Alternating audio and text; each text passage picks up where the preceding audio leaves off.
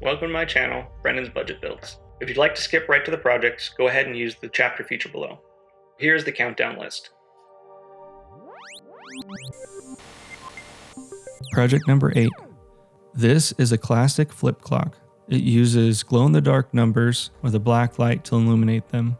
This one had a problem with a little pin that held all the numbers in place until it was ready to flip. My solution was to cut out replacement pins that would hold the numbers in place. The only material I could find that was flexible enough and sturdy enough was an old credit card that we no longer needed. It took a lot of experimenting with what worked and what didn't, but I ultimately was able to fix it, and it's one of my favorite clocks I've ever owned. Project number 7. While playing a graphic-intensive game, my PlayStation 4 kept freezing and shutting down. I had a hunch that it was overheating, so I decided to do a little modification. I swapped out the old fan for a new, more powerful fan. I reapplied thermal paste on the heatsink system, and I strategically added ventilation holes. After doing this, I didn't have any more problems that I noticed. Since I was working on the main system, I decided to customize the controllers at the same time. I really liked both these shells that I used, and they turned out nice. Project number 6. I didn't like the look of my wireless charger on my desk, so I installed one inside of this old book. I thrifted this book because it had an electric symbol on the front. When placing the phone in the middle of the circle, the green light lights up and lets you know it's charging.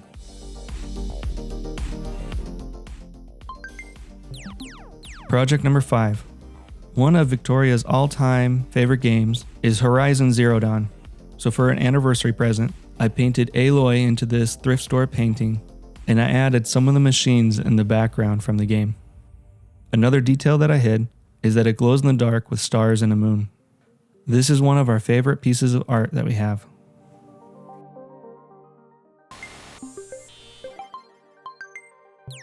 Project number 4. At a thrift store, I found a pair of monsoon speakers that I believe were being manufactured from the mid-90s to the early 2000s. They use a flat panel ribbon technology, so they take up very little room, and the sound is very unique. Monsoon speakers, because they're so small, are really great for small apartment living, but the display stands are very dated. I wanted to give it a modern update while also improving the sound. Here is an example of what these speakers sound like.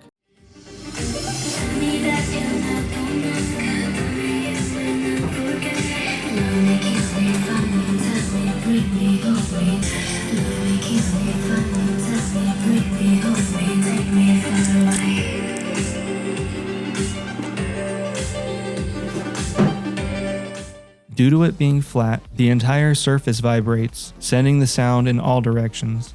It's very surprising how much sound can be produced from this little square. So this led me to research different forms of sound reproduction, and I found flat panel speakers very fascinating. Dayton Audio makes these very inexpensive transducers that transmit the sound through anything that you stick it to. Using the right material, like this foam board, you can produce a very large sound. I read up on several forums how to make the best quality sound, and they recommend rounding the corners on one panel and leaving the corners on the other, so that way it reduces wave interference. And to add rigidity to the board, they recommend coating it with a 1-to-1 ratio of Elmer's glue and water.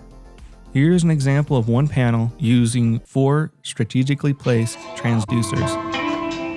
I'll take the long road. I'll take the long road.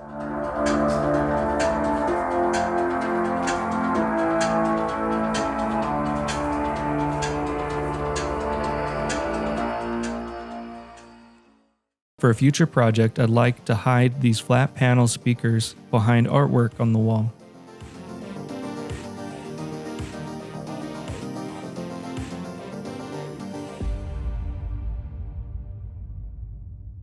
You're up. Project number 3. Yeah, introduce me or something. The next project was done by Victoria, so I'll let her take over to explain. We planned to surprise my brother for his birthday this year, so I wanted to make him a very special loaf of bread as a gift. He was having a unicorn-themed party, so I wanted to make him a unicorn bread. Here I used Josh Weissman's sourdough recipe with a few alterations. Primarily that it was split into 4 different sections to make different colors and then swirled together at the end, so that they didn't get muddy. The vast majority of the work is done the day before, with the mixing, kneading, shaping, all being done, left to proof overnight. The morning before our flight, we had to get up and bake the bread. This is a very embarrassing video. I tried so hard, Victoria. I tried so hard. It's like in Bully and Dynamite when the guy's like, try and tear that Tupperware. He's like, I can't do it. The wife is like, I want that boat.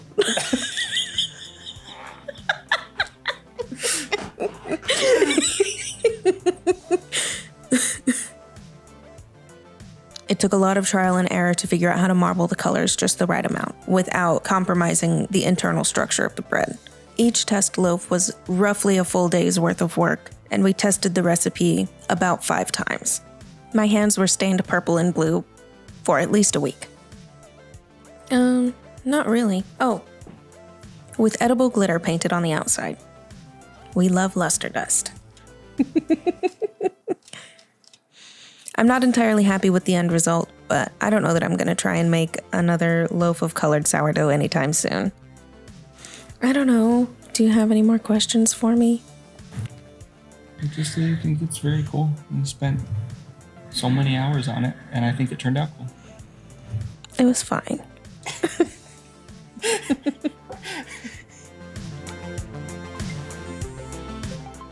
Project number 2. I found an Induction Lit Chess Set online that originally came in this kit. It works by sending electricity through a wire that makes a loop around the chessboard. It then creates a field to transfer power wirelessly to each individual piece, as long as the piece is within that field. I didn't like the plastic look of the board, so I transferred all the components to this glass top chessboard. Each individual piece has a small copper wire wound around a spool. It looks like it has a couple hundred turns and is connected to an LED light. This is the finished effect.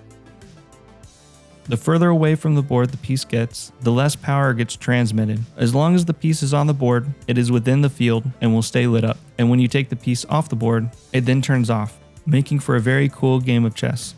This chess set has inspired me to build my own and is a work in progress as of now. Hopefully by next year, I'll have a video update of my progress on my chess set.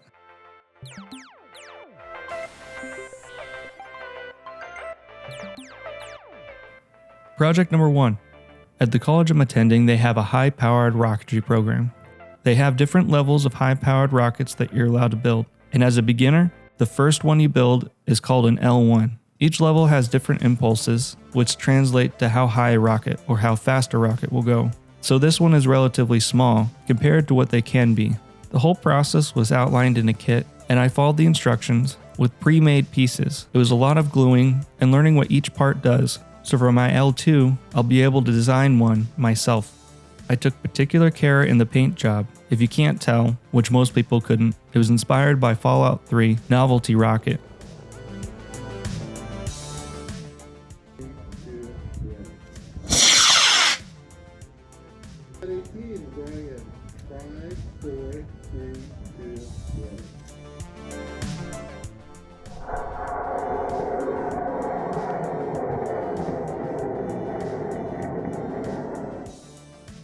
Unfortunately, the timing was wrong on the parachute, which caused this. It's a term called zippering, where the parachute is released while the rocket is traveling very fast downwards, and the parachute is deployed at a high rate of speed. The rapid change in speed and location of the parachute cord causes the cord to rip through the side of the rocket. I'm still working on high-powered rockets, and I'll have an updated video of what I'm working on in the program at some point next year.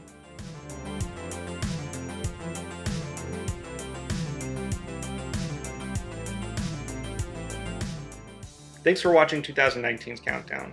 Please keep an eye out for the next video.